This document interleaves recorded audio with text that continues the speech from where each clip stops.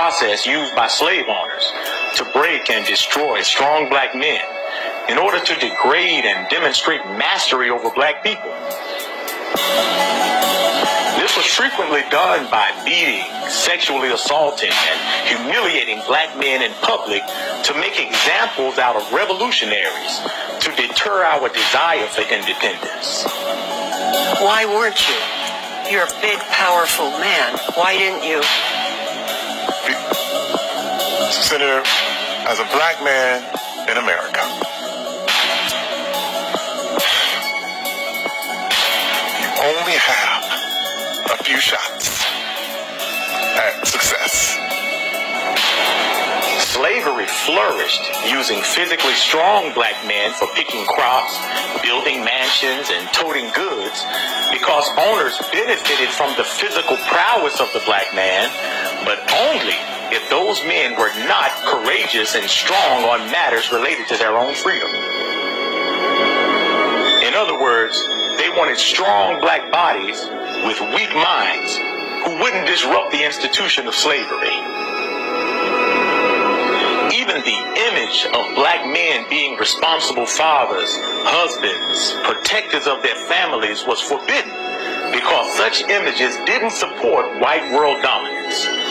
Instead, hundreds of years of negative imagery toward black men as being lazy, dumb, and untrustworthy criminals have been highlighted before the world. So you can see why whitewashed school curriculum fails to highlight the truth about our heroes. Look at how they deliberately hide and distort our powerful history from our youth, many of whom suffer because they've been kept away from these strong examples. Take the Million Man March, where Minister Farrakhan organized history's largest, most peaceful demonstration of black unity, with over 1 million black men from different backgrounds who came together and promised to be responsible fathers, husbands, and protectors of our families and communities.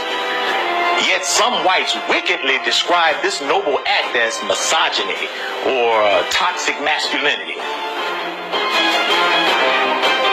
When our enemy represents the minister to the people, it's always skewed in how he represents this man of God. The power structure hated and attacked these strong positive images of black men so much that they spent billions just to keep black youth from identifying with the wisdom of Minister Farrakhan, because they know that he causes us to think and act independently of their control. Yet these same people promote the destructive stereotypes of blacks that don't threaten white rule. And the differences I had with the producers of the show was that I thought too much emphasis was being put on JJ and his chicken hat and saying dynamite every third page in those days, and they got tired of having their lives threatened over jokes, so they said, tell you what, why don't we kill him off and we'll all get on with our lives. This emasculation of black men is to continue the modern buck-breaking process.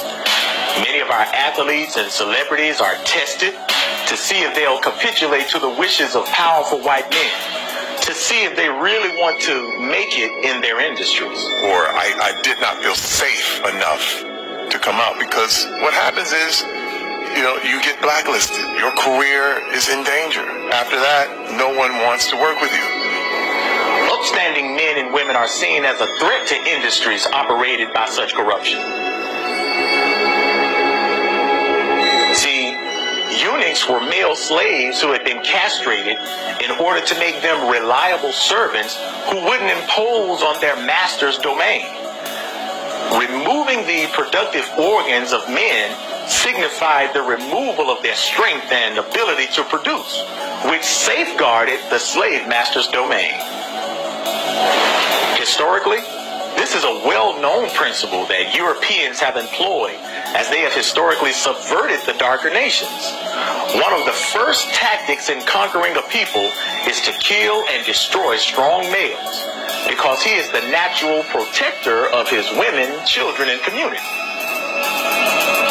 So if the man who is the protector of his people and the strongest line of defense is conquered, then and children are made vulnerable to the enemy.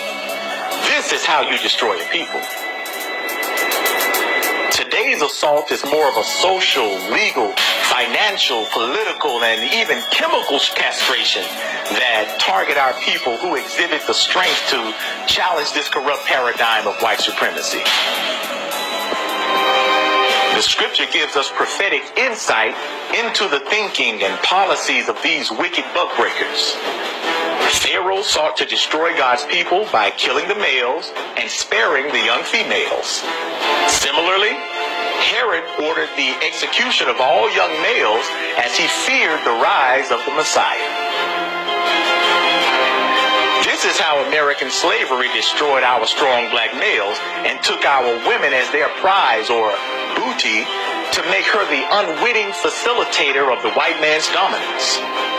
So America's buck breaking is alive and well as strong, positive black male images are attacked, damaged, and then vilified as the new enemy.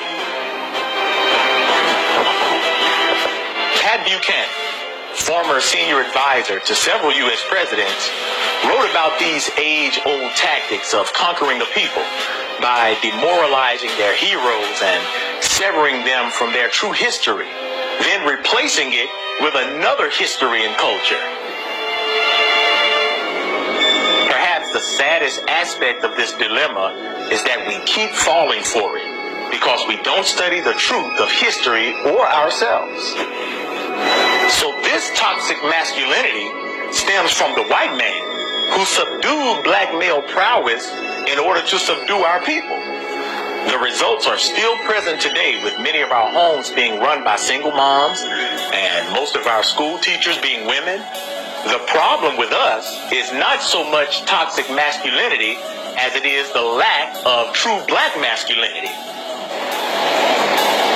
Our lack of knowledge of the truth and the enemy's operations keeps us destroyed. And our rejection of those who brought the truth with clear solutions continue to make us an easy prey. So let us be wise today. Wise enough to see and overcome the tricks being played against our people.